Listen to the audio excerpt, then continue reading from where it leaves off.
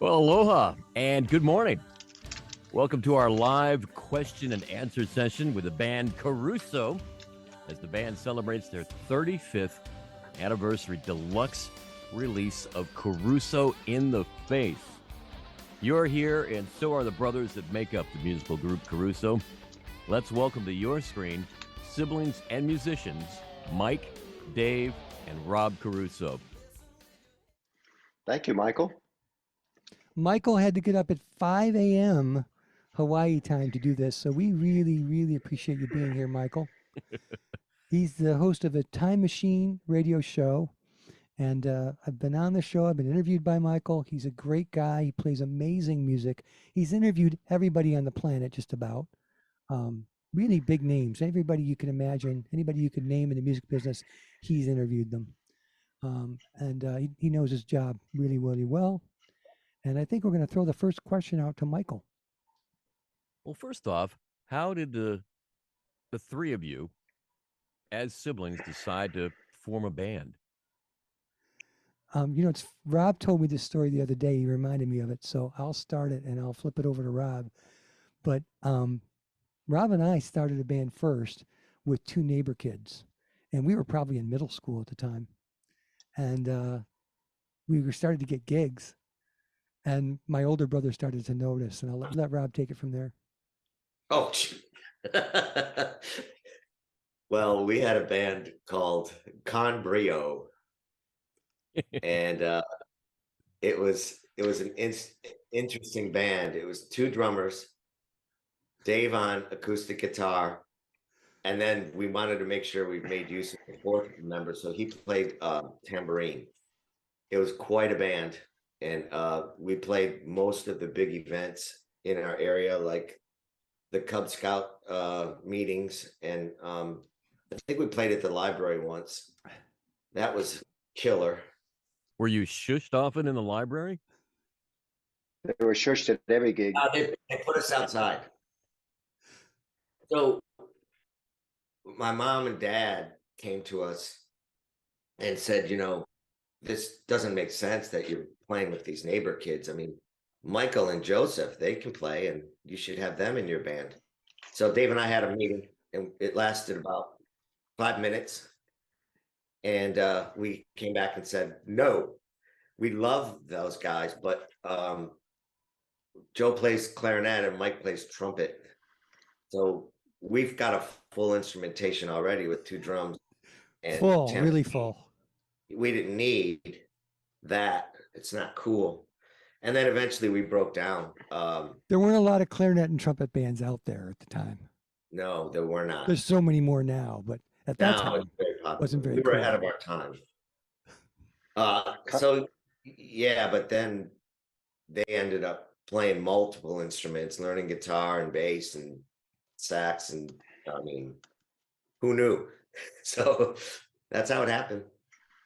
Con, for those of you that don't know, is Spanish for with mistakes. Yeah, that's what we called the band when we got you and Joe in. I don't remember Mom and Dad leveraging you guys. Is that what happened? They said, you got to do this. You got to do it. They said, we'll buy you a sound system if you put Mike and Joe in the band. Well, we got a sound system. We're fine. We got drums. I just remember it being unnatural for you to be with the two neighbor kids and not us. I think we may have pressed you a bit for it too. Oh, you did, of course. You asked us too, but I think Mom and Dad I don't remember that. Were involved. And I think the reason we weren't involved initially was being older, and we're only 15 months apart, everybody. But I think being the oldest two brothers, we had other interests. And the younger two, Dave and Rob, just really took off in music. And their instruments, like they said earlier, were very complementary. When Dave played guitar, Rob could play the drums or the bongos or some sort of percussion. And they're right. Although Joe and I started on our instruments first, there was not much use for the trumpet or the clarinet. And honestly, I'm pretty sure I wasn't good enough to play with anybody else. I was just getting into the solo books and, figuring out the instrument. So with your parents, leverage really wasn't the word. It was more ultimatum. Well, we felt like they put the final word down. We wanted to play with our brothers, but we just couldn't picture it at the time. And then ultimately, Mike just amazed everybody by learning how to play bass. We made a bass out of an electric guitar because we didn't have a lot of money to buy instruments, but we took an electric guitar and restrung it with 4 strings. So we would use that for a while before we get an actual bass, and he learned how to play. It was really amazing. Hi, Joe B. Good morning, guys. What is it like working with brothers? You're together all the time, so you know each other really, really well. We would see each other for breakfast at the breakfast table. Then we go downstairs to our offices. We'd talk business. We'd have practices together. We'd be in the car together. And we did that for 13 years with the 4 of us. And then also the band did it for several years after that.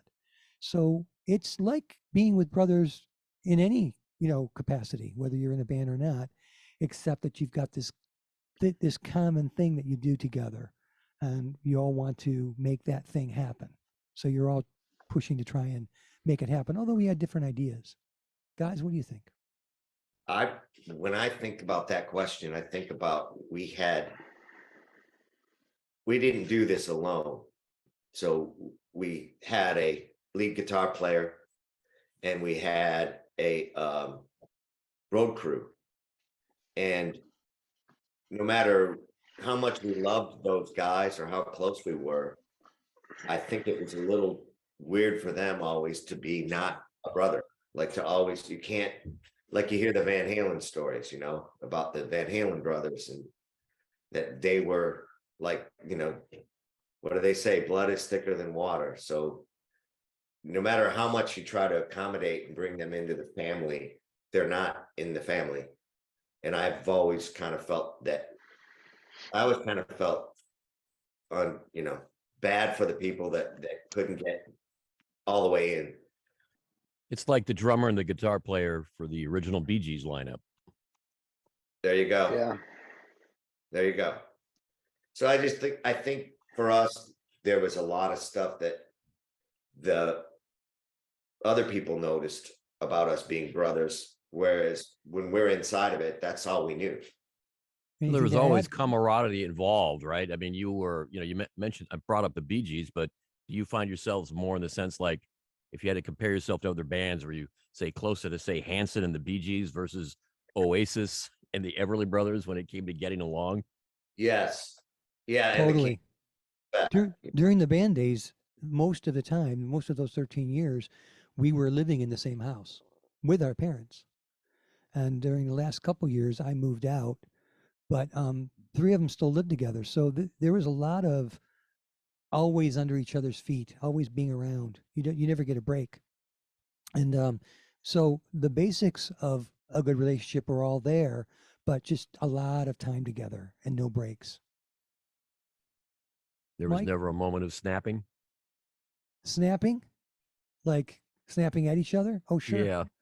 Oh sure. Because there's pressure we were under pressure to do well, and we all wanted to get somewhere, to get a recording contract or whatever the thing was, the next step of getting a manager, getting on television, getting a real record out, not just one that we put out ourselves. And how to get there, there's about a million different ways to do it, and we had at least 4 different ideas about how to do most things. Sometimes we were on the same page and sometimes we weren't. But it was common ground with the same goal. Absolutely. Mike and Joe were very keen on the business side of things. Dave and I were more like, let us write songs and sing, and you guys make us famous. Oh yeah, okay, easy. And so we had to have band meetings because we didn't have a manager. We did everything ourselves, and we had strong feelings about what we wanted to do. And I remember not enjoying the band meetings. I enjoyed playing the music, but we'd have to have meetings because it was a democracy, and we vote on what are we going to do? Are we going to play this? Are we going to take a tour? Are we going to go to this place? Are we going to do this song? Whatever it was. And Mike and Joe really pushed the business side of it. Otherwise, I would still have been playing in the basement. When it comes to performing live, kind of a two-part question. What was it like playing for the very first gig in front of people? And then years later, or over that period of time, what was your favorite gig? Well, everything blurs after a while. We were growing so fast, every gig seemed like a first in a major category. Like the first time we had 10 people versus 5, the first time we got paid versus free, the first time we got a press release, we were mentioned in the newspaper. All of Our those were first big college, firsts. our first college, our first band, our first warm up with somebody famous. Yeah, I thought the Milwaukee Summerfest was a pretty big gig. it I was it was a huge thing for guys from Trenton, Michigan, to be playing in one of the largest music festivals in the world.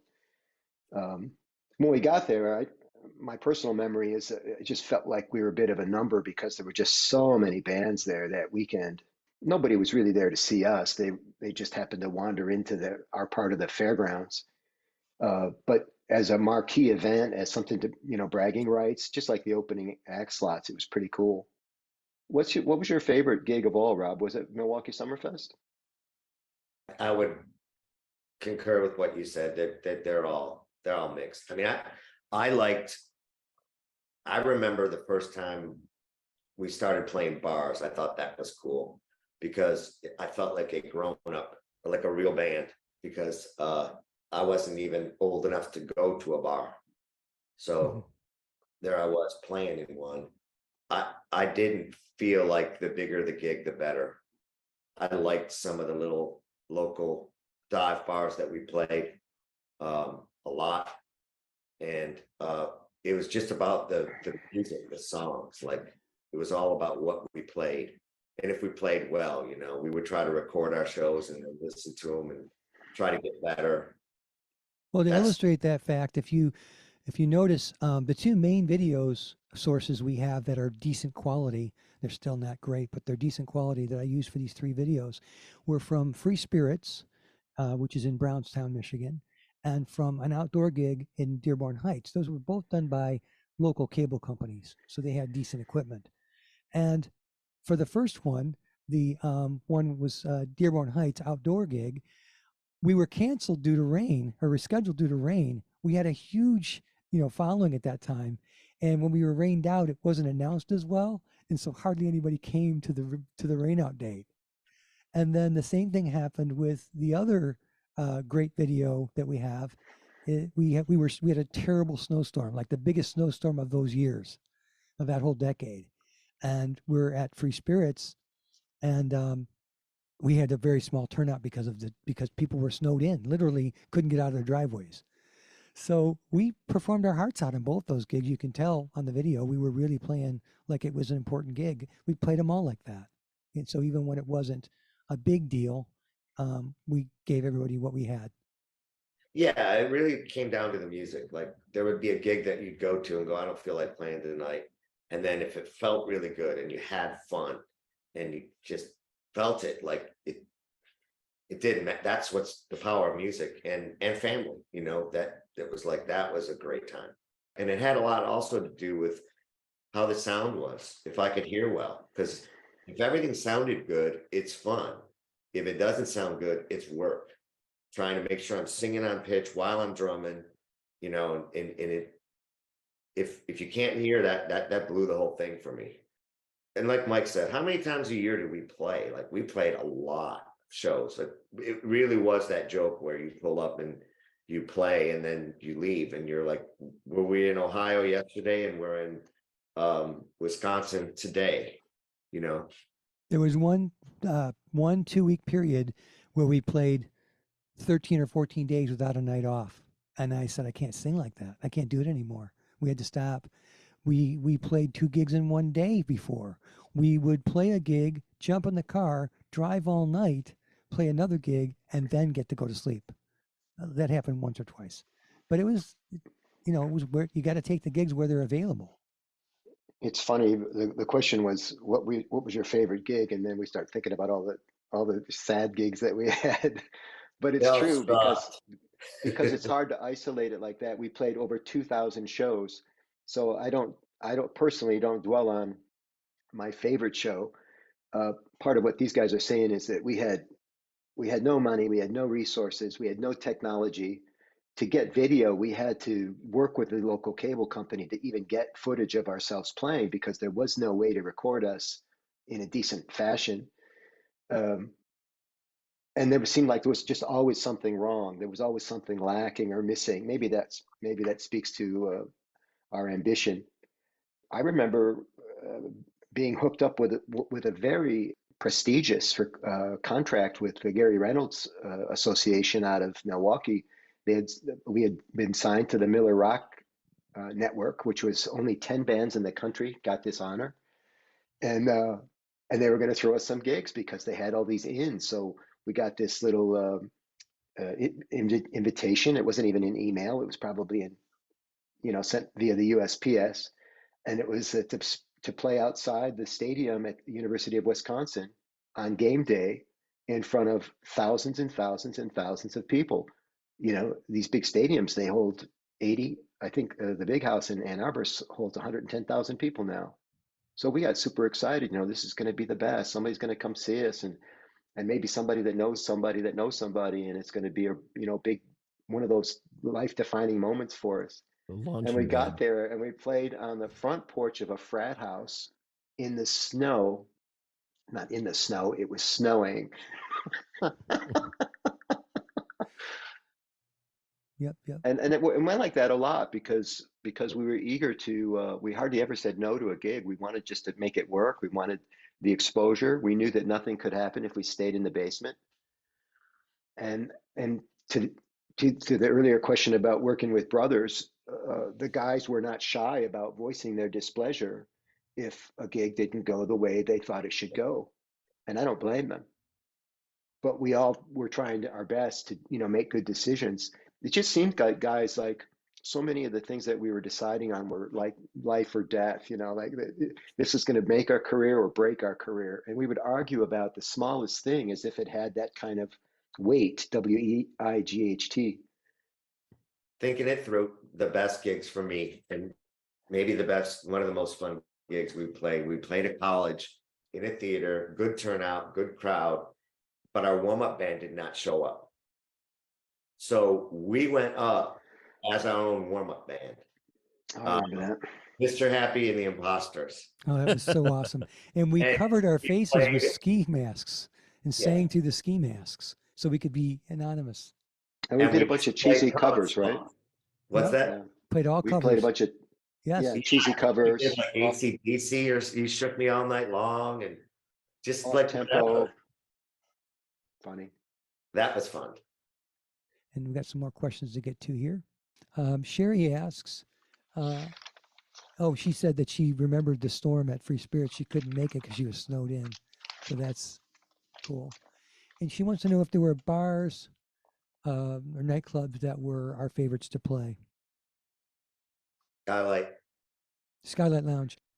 One of the first bars we ever played, and we grew up there. We weren't really ready to be a bar band yet. We were more of a show band. And when we first played there weren't a lot of people. And then after a while, I would pull up to the gig because at the beginning we were setting up our own equipment. And then we had a road crew. And I would pull up to the skylight and there would be a line of people around the outside of the building and people sitting in their cars waiting to try to get a parking spot because there's nowhere to park. And we would go in the back door and the place was just jam-packed. That was really fun. I was very comfortable there. And I think we got good there. I think that's where we got tight and 10,000 hours. became a good band. That was our Hamburg. Yeah. Yeah. I remember a gig at the Trenton Theater when a similar memory, Rob. We had set up all day at the Trenton Theater, a local venue. And this is in Michigan, everybody. And we had gone home to change clothes and clean up a little bit. And when we came back, same problem, nowhere to park, which freaked me out and made me smile at the same time. and I saw a guy walking into the theater with red hair who I didn't recognize. And that was a big aha for me, that we'd always been popular with the girls, but here was a guy with red hair. I remember the red hair. I didn't know who he was, and he was coming to our event. And that blew the top of my head off, because I started thinking then about, well, how many other people out there that we can win over, and make happy with our music if we applied ourselves. That was a big moment. Michael McCartney, if you've joined us late, is the host of The Time Machine, a radio show that has been going for how many years, Michael? We're at our 32nd year. And how right many now. years? Tell us how many years you've been on the air as a broadcaster. Oh, I think it's 45. I'd have to sit around and do the math. 44 or 45. Unbelievable. Where can we find your show, Michael? Well, broadcast on 10 FMs out here in Hawaii, but the commercial stations, they don't stream at the moment. However, the non-commercial, the public radio station, does stream. So it's ironic that the station with no commercials is the one that gets to stream live. And that's heard only on Saturdays, where on the other shows, I'm on the air 7 days a week doing the Time Machine. The number of call letters after your name is incredible. There's all these stations that you would literally finish a show, leave the building, go to another building in Hawaii and do another show. Am I wrong about that? Yeah, one road goes everywhere. So if there's a traffic accident or something, a fender bender, oh no. It's a lot of phone calls. Hey, play an extra long song. Gonna be late. Inagata de Vida. Yeah. All right. So Michael McCartney, do you have any questions for us? Well, for Michael, I mean, you guys were in your late 20s when you got to record this final album. I mean, it's been 35 years. Did you feel like at that point in the recording studio, were you capturing the sound that you guys were doing on stage, or had you evolved to a point where it was starting to sound different and you found you couldn't even recreate that sound? Great question. Yeah, very thoughtful question. So this is just my version of the answer. There was always this push-pull in the studio, trying to be true to ourselves and at the same time understand what technology could do for us in the studio. Like all bands want to be able to perform their stuff live, but we discovered that that's really not a good goal. And it's even become less of a goal now with modern technology, where the producers can tell the lead singer, don't worry about hitting this note in live performance, because you're only going to have to do it one time with me. And even then, we're going to bolster it or boost it somehow. So there was always this concern that this image that we were going to project in the studio was somehow going to match the one that was live. And that was ultimately a problem, because the image that we had live had not fully formed yet. We were always on our way to the next thing. So it's kind of like hitting a moving target with the recording. We did that with Eric at Studio A, Eric Morgeson, Dave. Mm-hmm. Well, we went in telling him that we wanted to sound like our live sound, and he came to hear us play, and he didn't like our live sound. Like, he couldn't even pick songs from that. So we had to give him a tape of a lot of the songs that we wrote, so he could hear them in the studio, and we sat around picking songs, and then we made this album. It didn't sound like us because it was made on a synclavier, which is this elaborate keyboard-based, hard drive-based It was new technology, very clean sampling and stuff like that. We were able to do this stuff that we couldn't do on stage because we didn't have that gear.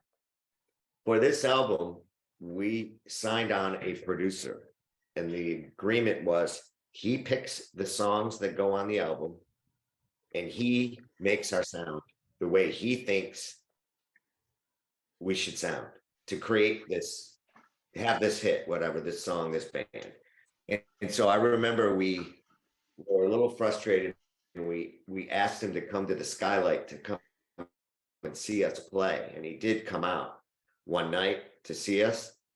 But it made no difference how he wanted us to sound. Like I remember arguing with him about what was cool and what was hip and what wasn't. And he kept saying, you lost me. I don't understand what you mean by that. And we're like, well, it was just, I remember being frustrated trying to communicate what we wanted to sound like on the record to match more of what we sounded like live. And I felt like the London single was the closest we ever got to it. Like to this day, I can listen to that song and it puts a smile. I love it. I think it's a great song and it's a great recording. And it sounds the most like what we sounded like live. Rob considered it the best representation of the band at the time. Yeah, I think London, that's a yeah. fair assessment. My memory is different though. I remember trying really hard to get Eric to come see us, and he didn't for a long time. And he Yep. did most of our work, I thought, work with us before seeing us live. He didn't think live was important. He was that he had a different kind of experience with producing bands. He knew that whatever we had done to get into his studio was just the platform, and he was going to take us up from there, whatever that was. I think that's a I think producer's all, point of view. They're going to make your sound, and then you're going to make that sound your sound. yeah.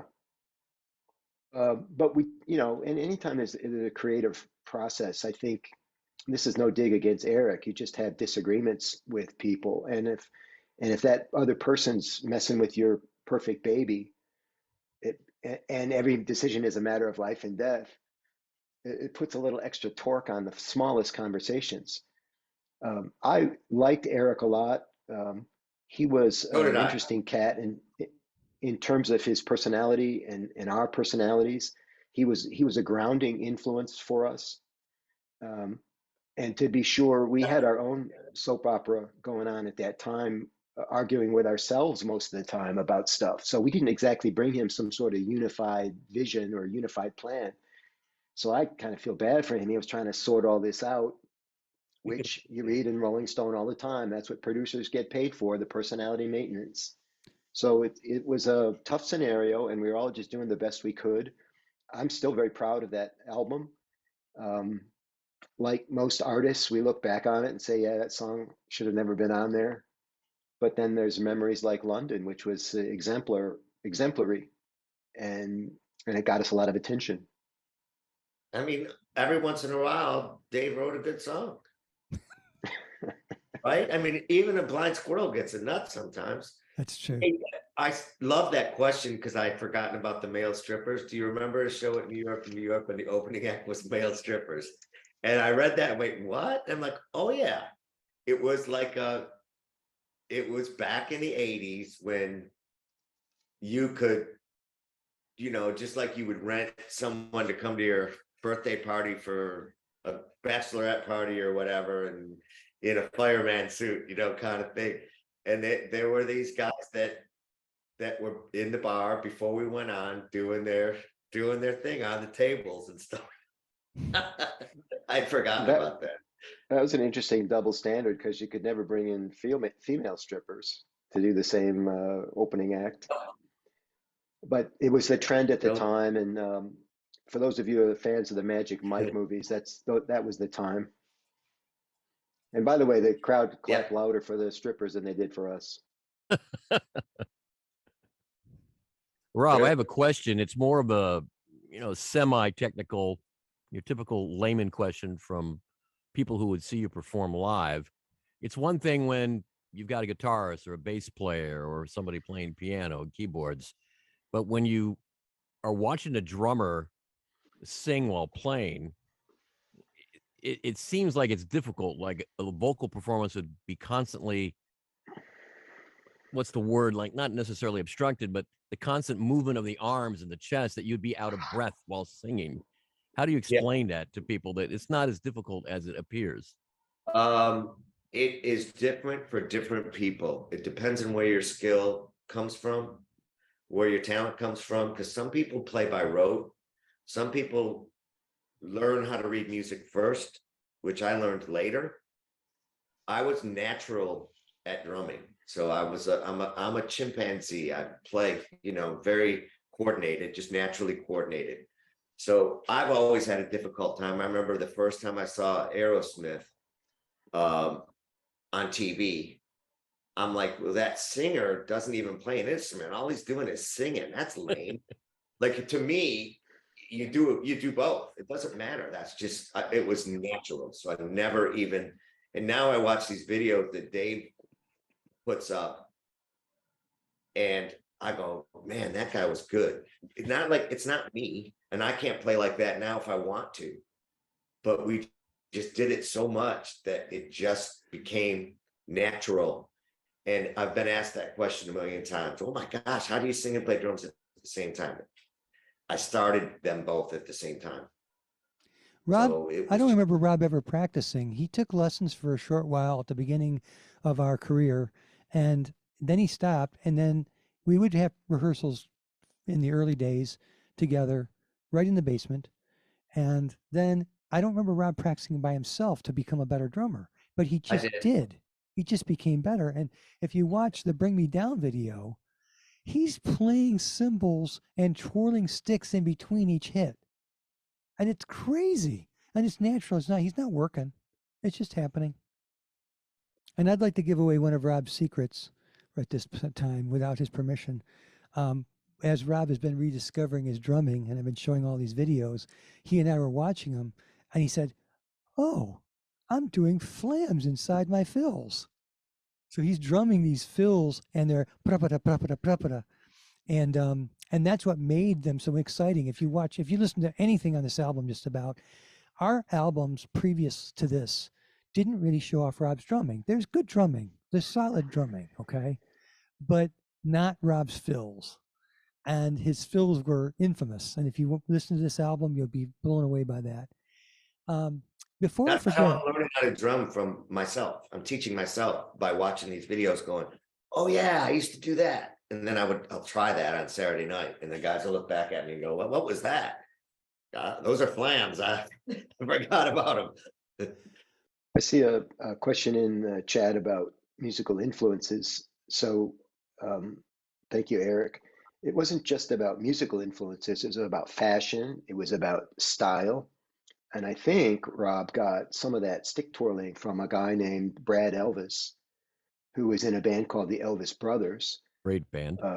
Rob wasn't the first guy to ever do that, but he developed his own style from it. Rob, was that an original idea, or did you see?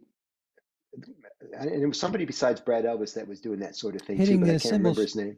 hitting the cymbals I from underneath think with Gilson Lavis on That, Squeeze. yeah, from Squeeze, yeah. my first big influence was Keith Moon. Keith Moon played the drums like an instrument. If you listen to even the most simple early Who songs, he plays the drums. He's not keeping a beat. It's a part. It's a sound. Ringo was great at that too. So they both had, Keith Moon was very showy in the way he moved his sticks.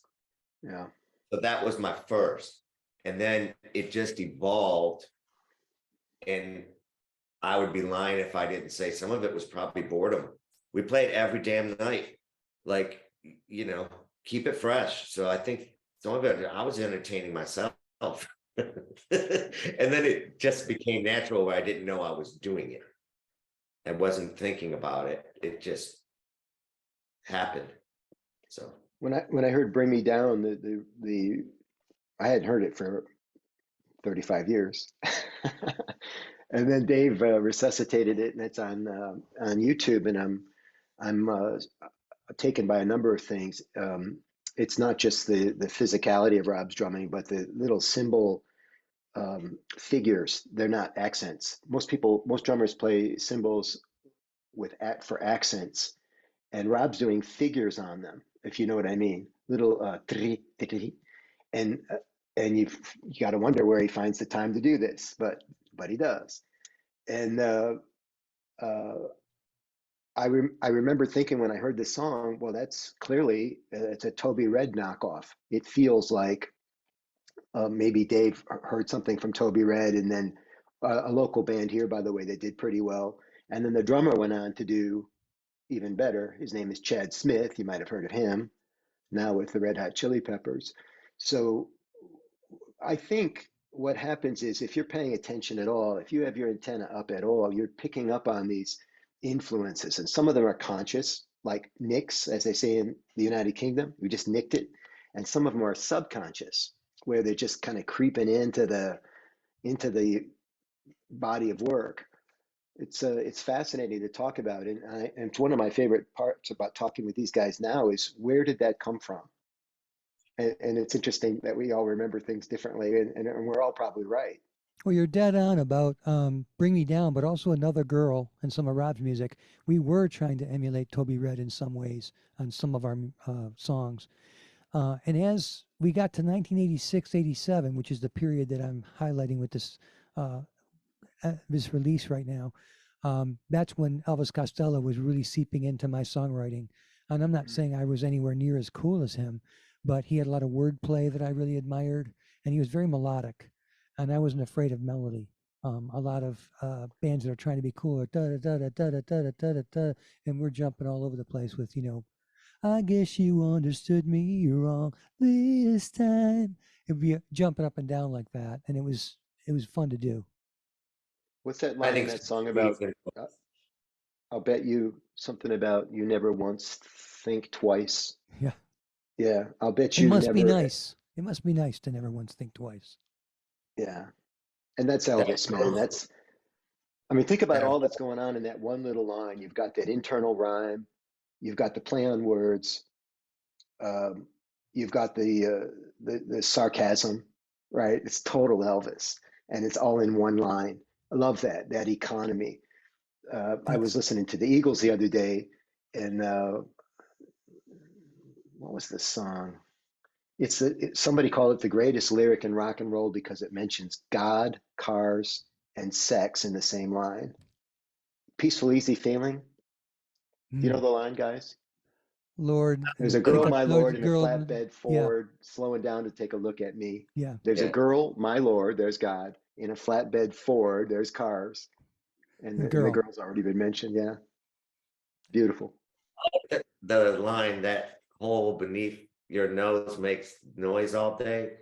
What is it? That Yeah, hole. that hole beneath your nose makes noise all day. You're so romantic. Yeah, I'm an old softy. Now, Michael, when you're talking about influences that you can recognize and what's seeping in, what's organic, what's not, but we go further back for you personally, who were some of your early musical influences?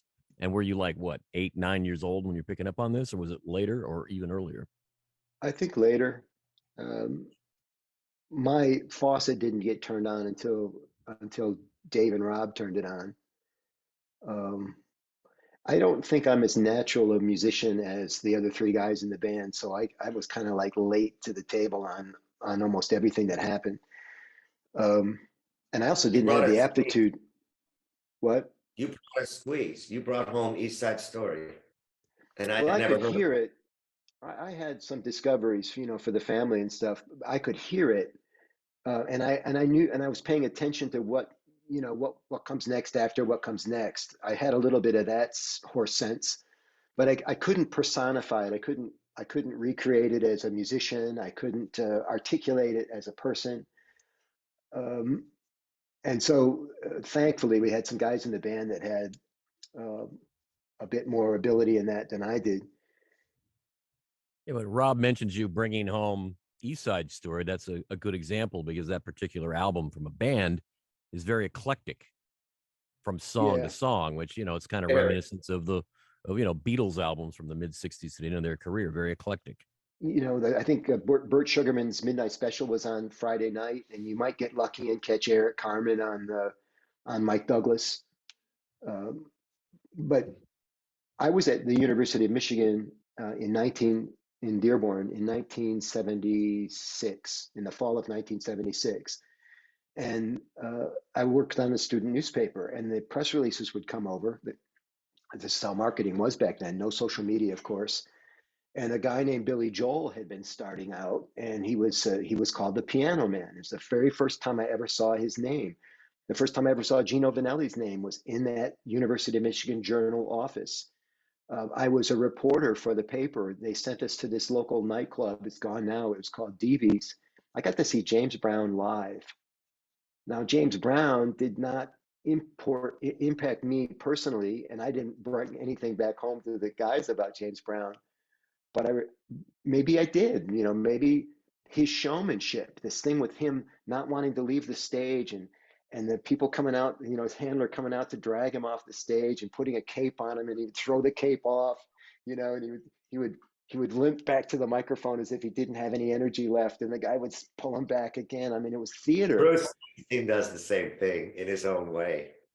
Yeah, and there's an early, I just saw it yesterday, because Mellencamp's on the road again. If you watch Ain't Even Done with the Night, he's got these guys in pink tuxedos dancing behind him. And at the end of the song, he does the James Brown cape routine. He nicks it completely, right? So everybody was doing this stuff. The difference is when we did it, nobody saw it because we weren't famous yet. But everybody was adopting and adapting. So I'm not really the guy about, that brought the high profile music stuff to the band. It was really Dave and Rob. Here's what else we did. Being in business, we were incorporated, we were a company. So if I needed gas for my car, I needed a new pair of jeans, I had a Caruso Brothers card. Like that was our job, right? And we'd have to have a budget, whether we could afford to get a new shirt or whatever it was. But one of the things that we paid for, and Mike did this, was we used to subscribe to Rolling Stone magazine and Spin magazine and Variety magazine, and they would be like clockwork. And we would read it cover to cover. And that's where you would read a review about a new band called Squeeze or a new Elvis Costello album or whatever. So I think that was a major help for us too, to kind of bring us out of, we had a subscription to Billboard magazine. Billboard, expensive. Yep. But we thought if we tracked the Hot 100, we couldn't relate to the top 40 because they had the best producers and the best technology at the time. But that there was a section of the chart called Bubbling Under, and they were the people that were about to be discovered. We had a lot more in common with them because they had no money and they had no following. They were just, eking up there. We also had season tickets to Pine Knob. And we paid for that with band money because we thought, well, that's R&D, baby. We had, they were called series tickets. That's so right. You go to 6 shows in the summer, and we would, there's a country series, there's a rock series, there's a folk series. So we just did the rock. So we saw Chicago multiple times, Beach Boys multiple times, James Taylor, and Doobie Brothers multiple times, and then finally got to see Elvis Costello at Pine Knob, later on. And then we also went to Meadowbrook and sat on the lawn and went to concerts. When we were little, our parents would take us to Pine Knob to see Buddy Rich and Mercer Ellington, Duke Ellington's band. And we would have Kentucky Fried Chicken on a blanket, and we would all sit out there and listen to music. When you say Kentucky Fried Chicken on a blanket, we grew up with pigs in the blanket. It's like I was trying to see. Wait a minute, is that like is that what they have at Raising Cane, a Chick-fil-A? I don't understand. It's like, oh, you're on a blanket eating KFC out of the bucket. All right. Yes. I was going to add that really all of us brought records home too. We all had our own tastes in music, and I would bring home certain records, and Rob and Joe. And I had an article about this at one point. I don't think I ever posted it anywhere, but my mom and dad gave us things like Herb Alpert and Al Hurt and Harry Belafonte and Roger Miller.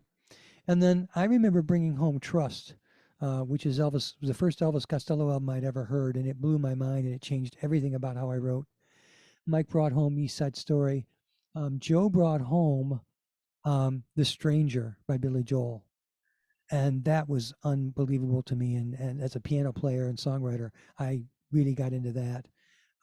Natalie asked how our influences changed from the beginning to the end of the band. At the beginning of the band, I was in middle school, and my favorite artist was Barry Manilow. So I wrote a ton of ballads, and it was all Barry Manilow. But by the end of this band, it was all Elvis Costello and Squeeze and cool bands, even the Ramones, So we really changed you know, when you're young, I've got a lot of piano students now. When you're young, you don't really know what to listen to. It's whatever's put in front of you. You don't choose your music. And then when you start to become 12, 15 years old, you start to gravitate toward the stuff that you choose for yourself. And then when you turn 20 or something like that, you start to actually have taste in your choices, because your first choices might be embarrassing later in life.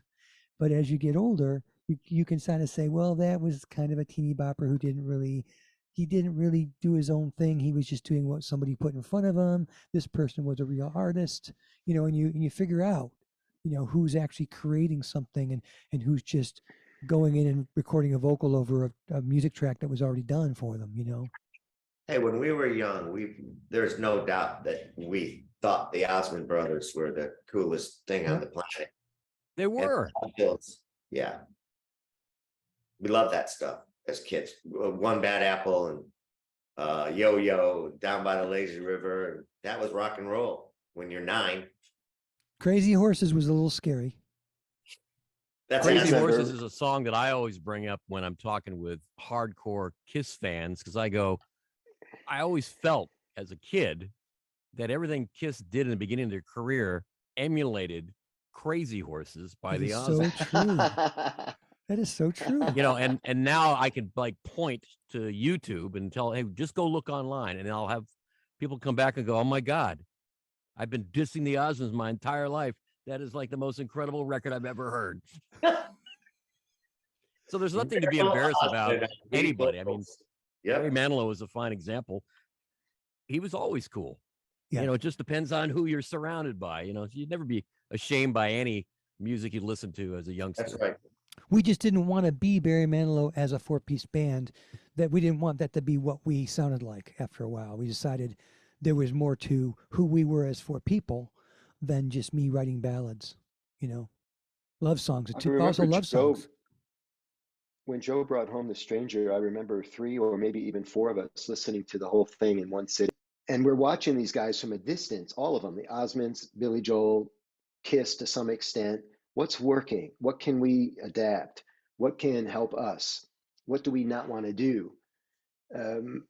And we found out years later that one of the key decisions Billy Joel made was to turn down the Beatles producer, because George Martin was lined up to produce him. And he said, and Martin didn't want the band. And Billy Joel said in his famous New York quote, "Love me, you love my band." And Martin said, and they agreed it wasn't going to be a good fit. And that's when he hooked up with Phil Ramone. I think it shaped me as a person, trying to make good decisions, trying to be sensitive to the people on my team, trying to develop empathy. How could he say such a thing? Why does he believe that? How can I understand this person better so that I can appreciate his opinion or her opinion, right? And I didn't know it at the time, but being in a band with my brothers was terrific boot camp for that. We should thank all of the lead guitarists who ever worked for us, and there were so many, and they were so good and such cool people. We had, and they had to deal with being in a 4-brother band all the time, and then also a lot of eye rolling as they leave a room, right? Oh, yes, God, brothers. We had a lot of crews over the years. Some really good people on crew, working lights and sound, and also driving the truck and getting us all set up. And really appreciate all that. Yeah. So a lot of good people to thank there. Rob brought up the fact that you guys were also a business. You had the company card. You would purchase things. So my question is, and any of you can answer this, would you look at like Rob's jeans and go, was that really worth the band's money? I look at Rob's jeans and wonder if it was worth my dad's sperm. You know, I don't need this abuse. Nobody was in the band was a big spender. We felt very, very connected to, that we didn't have a lot of money and we wanted things. So we just, I wore my jeans until the holes were bigger than the jeans were. And that's just how we worked, You played one kit your entire career. One drum kit. What's that? You played one drum kit your entire career. The rest of us Dave got some new keyboards. I got a couple new basses. Joe played flute, clarinet, two types of saxophones, and rhythm guitar. Had a bunch of new axes. And And amps and amplifiers. Yeah, but Rob took care of his drums. He liked his drums. Drums were also very expensive. But I agree with what you said. We were frugal. I think we got that from mom and dad, And because we were poor. well, it was always prioritizing where we were going to spend the money, right? Yep. Did Oh, yeah, either your this is- mom and dad have a favorite song that you guys would play? Good question. No approval from mom or Well, dad? Hey, I I really know- I like know this it's- one song. I know a song that they requested a lot because they shouted it down the stairs was a song called "Turn It Down." We heard that a lot. They were really proud of our barbershop quartet. We did a barbershop quartet number that the Osmonds did called The Auctioneer. And we did that live a lot of times. And they were proud of our harmonies because, you know, family harmonies are pretty tight and pretty similar. And that was one of the And things unique. they liked. Yep. Liam Gallagher said one time, he said that having siblings sing together is like owning an instrument that no one else can buy. And while we were never as good vocally as some of the groups that you might think of when you think about good tight harmonies, like say the Bee Gees, I was always very proud of our vocals, and it was one of the things that made us special. That whole brother connection made us special, right? Because almost any bunch of guys could form a band and put something forth, but to do it with your brothers was just something special. I was going to say, when Dave and I sang together, you oftentimes couldn't tell who was singing what part because we had the same kind of timbre to our voice. Yeah, we So blended that was well. fun. I always liked. Michael McCartney got up at 5 a.m.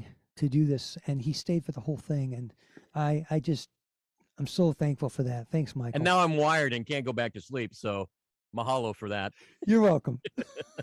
But yeah, Mike, Dave, Rob, you know, this is great. This 35th anniversary, Caruso in the Face.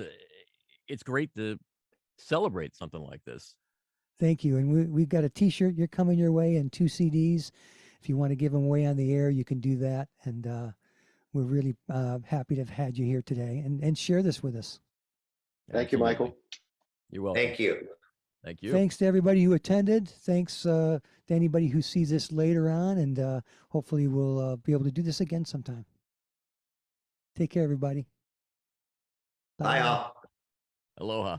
Come on, people now, smile on your brother, everybody get together, try to love